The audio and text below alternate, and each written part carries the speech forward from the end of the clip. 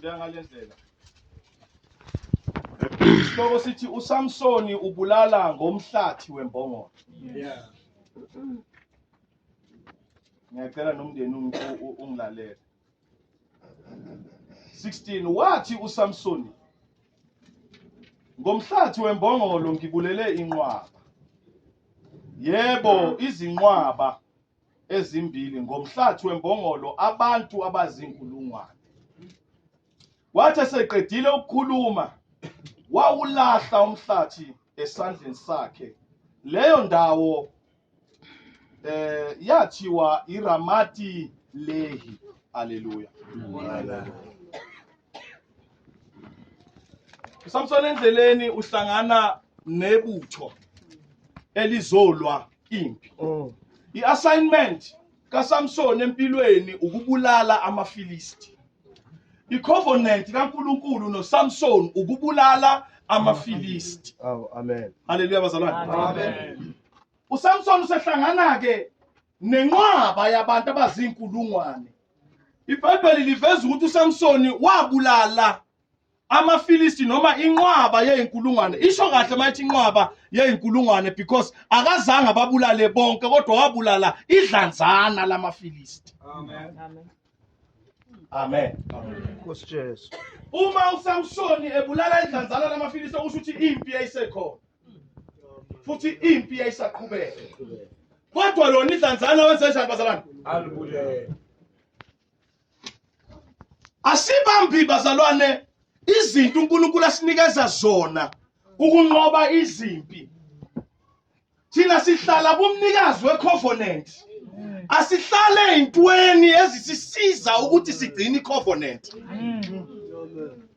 Asibambi ama-weapons esiwasebenzisayo ukunqoba impi. Kodwa sihleli kumnikazi wempi. Umhlathi wembongolo wawuyi-weapon yempi and umhlathi wembongolo wawunamandla okunqoba lempi yesikhashana. Ngiyazizwa mina. Yeah. Uma eqeda ukunqoba impi omunye umuntu wayengawuthatha umhlathi wembongolo ahamba ayowuframe. Athi mina ngalo mhlathi wembongolo uNkulunkulu wayiveza kimi. Haleluya. Ya omunye wayengazabeka leyo date leyathi ngale date uNkulunkulu wangenzela isimanga. Kwakumele ngife mina ngale date kuze kube yitestimony yakhe noma intshumayelo yakhe.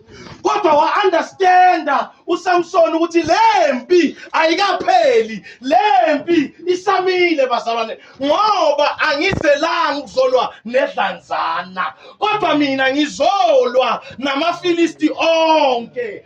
Therefore umhlathi wembongolo awusenawo amandla okuyofinyelela kumaFilisti.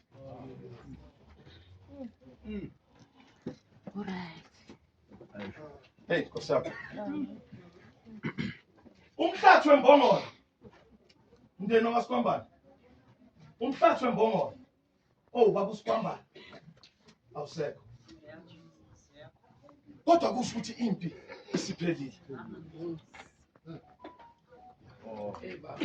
Silwini izimpi eziningi ngomhlathi wembongolo ubaba usikwambani. Sayinqoba. Akasisi isithixo ubaba usikwambani. Izimpi bekumele siyinqobe ngaye ziphelile namhlanje.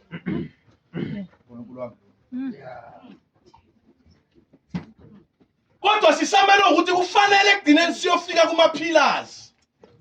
Lapho impi iyopheleliswa khona. Asihlezi bazalwane ey'ntweni ezisisiza ukunqoba impi yesikhashana. Kodwa sihleli kumnikazi esine-covenant naye. Ukuthi noma ngabe imbazo yami isinqamukile, kodwa ngiyazi ukuthi njabe imbazo yami isinqamukile, ukhona wanginika le mbazo. Understandayo ukuthi la ngiya khona sebelinda ukuthi ngizolwa ngale mbazo, kodwa isinqamukile le mbazo. Lona engihleli kuye enginamandla, engazi ukuthi uyo namandla, nguye owaziyo ukuthi moving forward impi ngiyinqoba ngani. Sihluleka endleleni abazalwane.